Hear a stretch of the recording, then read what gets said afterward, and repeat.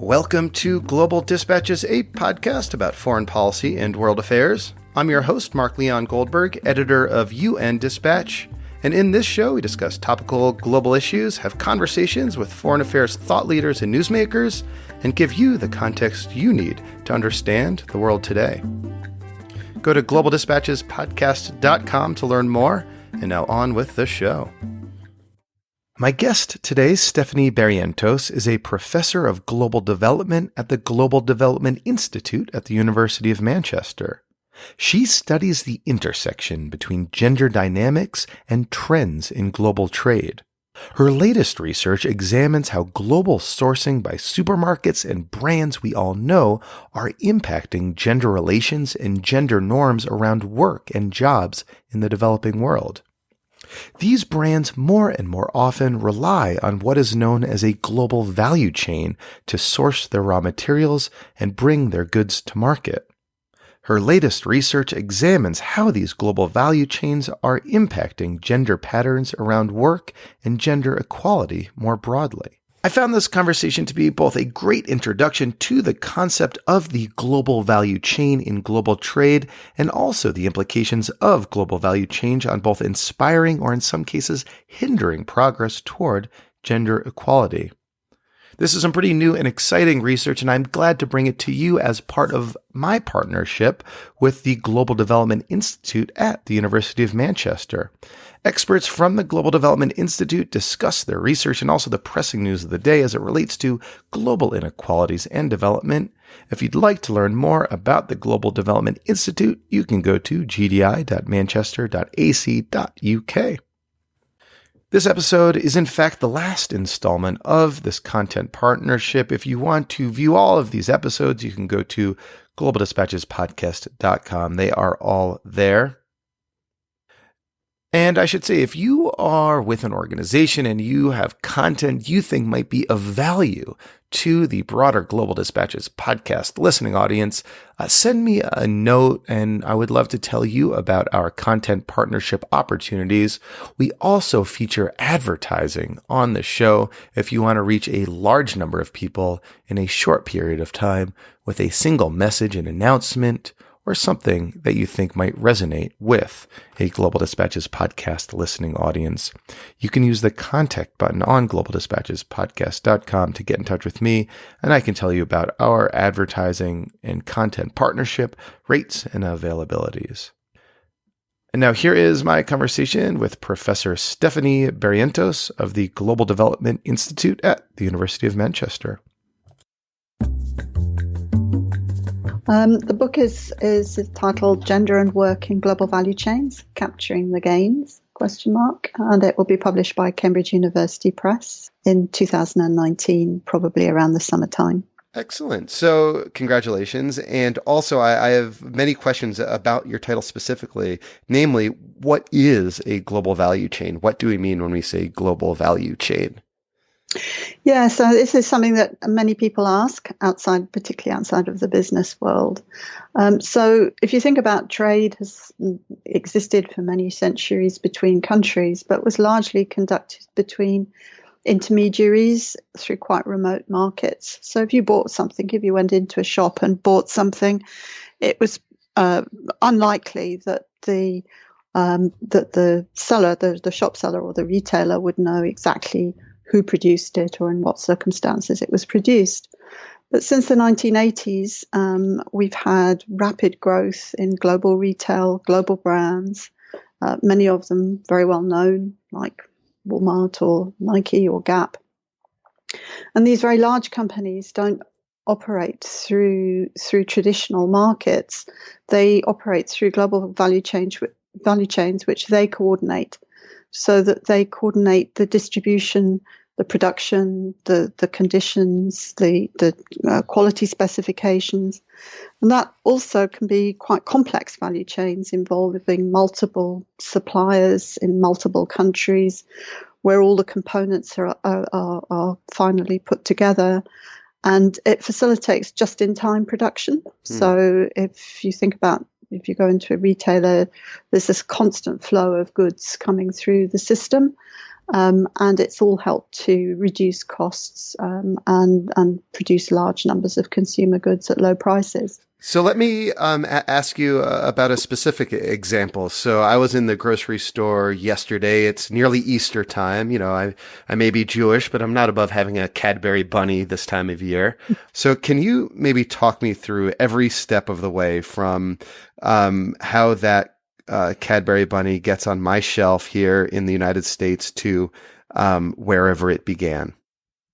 Yes, so if you think of chocolate, the Cadbury bunny is obviously primary component is chocolate. The cocoa itself, if it's Cadbury, will most likely have come from Ghana and will have been produced by smallholder producers in Ghana and then gone through the processing of the cocoa in not in Ghana. The cocoa itself will have been shipped out and possibly sent to a Cadbury processing unit, either within Ghana or either within another part of Africa, or more likely in the United States or in Europe.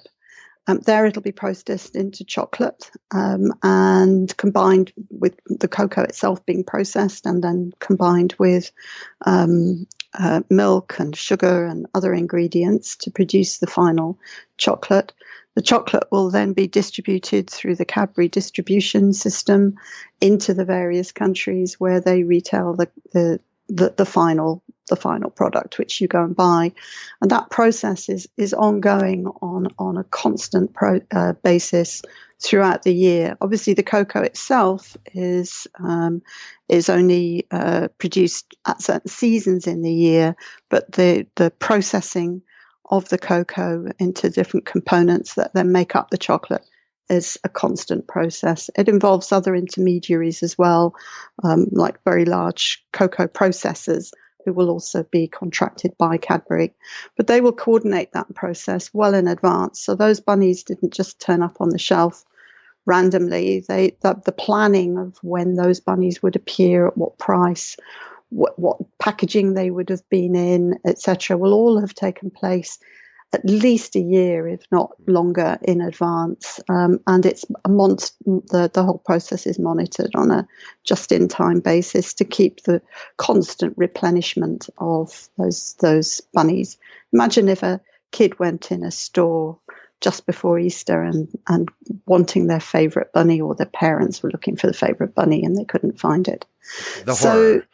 The horror, a terrible event. So this is a big difference between the traditional free market trade and a coordinated global value chain, which Cadbury will coordinate their own value chain. And your research identifies the way in which gender patterns around work are affected by global value chain, this sort of new iteration of the global value chain. Yes, and I think this is really a very strong component of my research, is that women play an absolutely critical role. In fact, they play a critical role at all stages of the value chain, but most particularly if you think about who the consumers are.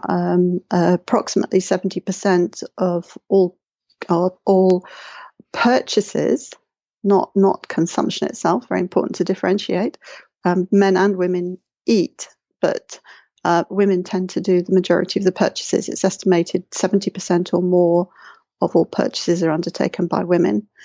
But all the way along the chain, and particularly, and this is a very important part of global value chains in terms of why global sourcing has become so critical, because from the 1980s, a lot of the production, not in the case of something like cocoa, but say something like garments or apparel, used to be produced in Europe and North America as part of the retail and global sourcing revolution that took place in the 1980s.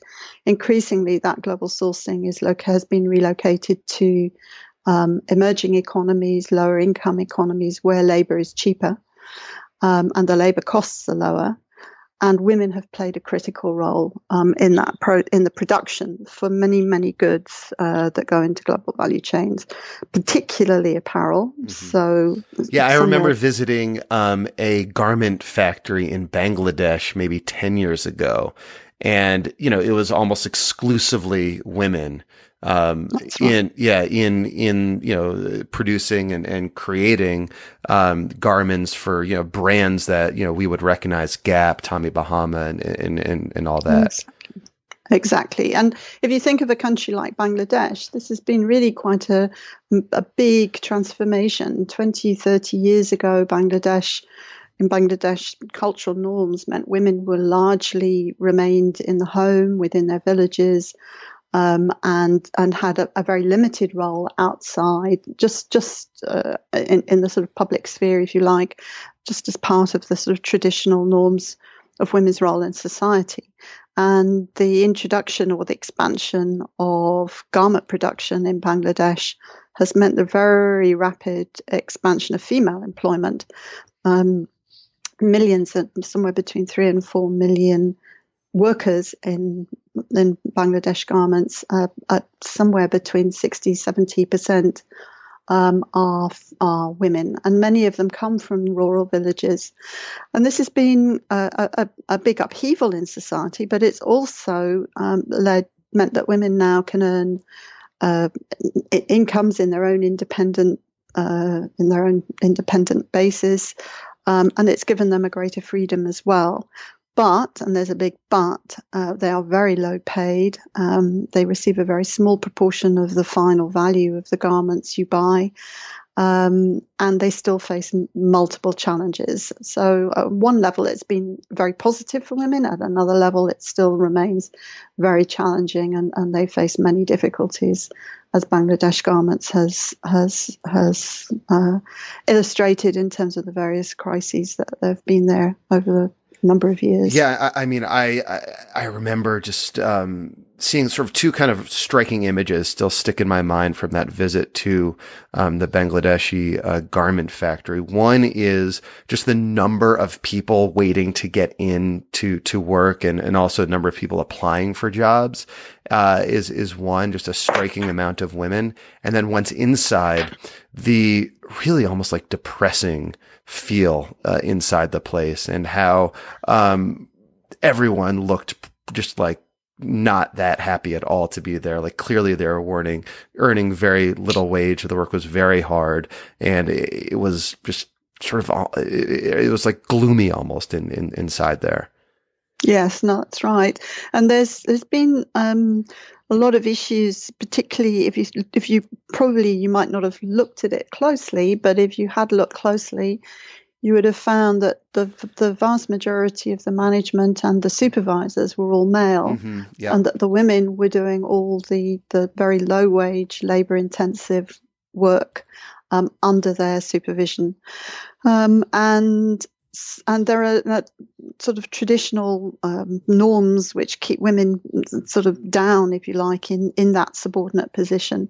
But I think things are beginning to change, and it's, I think one of the things that my research has shown is that whilst there's a lot of what we call the low road, very exploitative labour, and there is, and a number of problems in some industries for workers as a result of that. In some sectors and in some firms, suppliers are upgrading in terms of trying to produce slightly higher value products. And when they upgrade, they need to enhance the skills of their workers. And in order to get a more skilled workforce, they also need to pay better and provide better conditions. So the research that I've done and the book really kind of provides lots of different examples of this.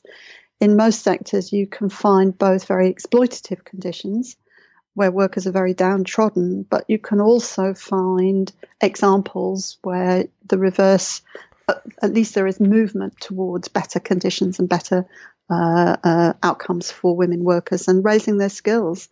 And that gives them greater choices. So can you talk through some of those examples and some of the case studies that you do that sort of illustrate your point? Mm. Yes, I mean, I think on the downgrading, what I call the downgrading side, an example would be in agriculture.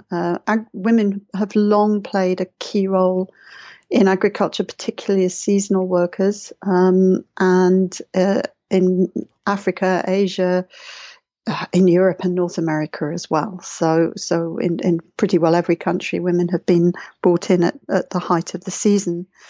And there is evidence that pressure from retailers and supermarkets on prices, and combined with global competitive pressures, means that increasingly in some sectors and in some countries, producers have increased the number of casual and seasonal workers, often bringing in migrant workers to undercut the wages of local workers, etc. And it's partly because of the pressure that they're put under, so that any pressures that the suppliers have, they have knock-on effects onto workers.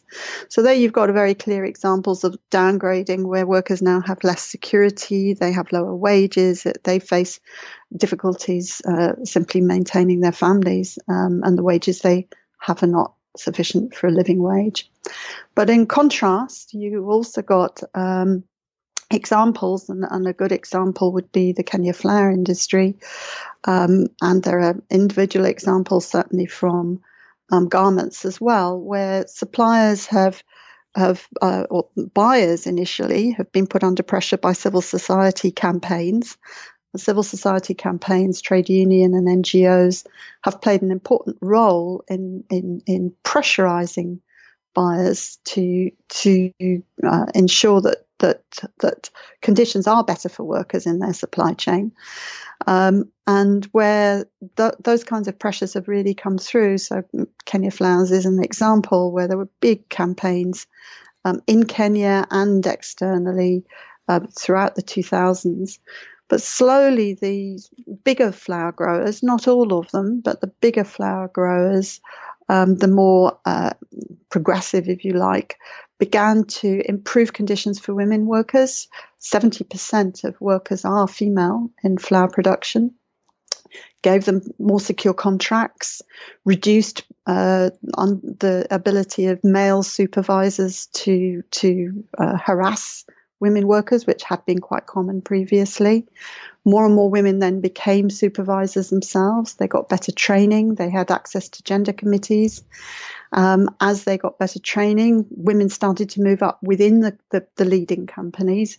And so you now have a much higher proportion of women in management, as well as in supervisory roles. And the key difference and the key impetus was pressure from consumers. I think the pressure from consumers is something which has to be treated with some caution. Consumers are certainly very aware of these conditions, but the big change again between traditional markets, which were very fragmented, and the global value chain, is that in a value chain, the worker often puts the name of the retailer directly onto the product. So, for example, in Kenya Flowers, where they were beginning to upgrade into bouquets, they would put the supermarket name on the bouquet. So it's very easy for an NGO or for a trade union to be able to identify the end buyer and therefore with that the end consumer. And that fuels, if you like, campaigns against retailers targeted at consumers, and certainly raises the concerns of the retailers. And so in that case, the retailers then went back to the growers and said, you need to improve the conditions. So it's a sort of the value chain, if you like, links all the different players. It links the consumers with the retailers, with the suppliers, with the workers, and then linked to that other civil society organizations, both trade unions that organize workers, and then at the other end, NGOs who do a lot of advocacy amongst consumers. And when all of that comes together in a positive way, I think you can get upgrading and you can get improvements for workers. I should say, and very, very important though, there is one caveat here, which is in all the examples I've found, But the positive examples I've found, although terms and conditions of work have improved, there are still significant challenges in terms of workers not receiving a living wage, so that their money wages might have increased, but because of rising inflation, cost of living, etc., the reality is they still struggle and still very under remunerated within the value chain.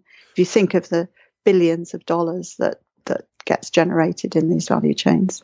So can you talk through some of the sort of policy implications of your research? If you are, a global development professional, or you work at the UN or in government, and you're committed to, say, the Sustainable Development Goals, what can your research tell us about how to perhaps accelerate progress towards those goals? What do like gender dynamics in the global value chain suggest about how some of the areas for progress that you identified could be accelerated?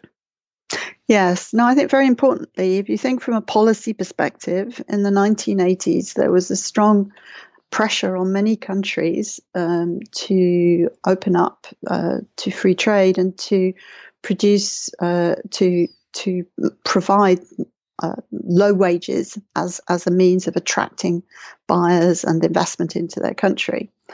The big change that's really beginning to happen, I think, in value chains is a recognition, particularly by the more progressive of the big retailers and brands and companies, that actually having better skilled, better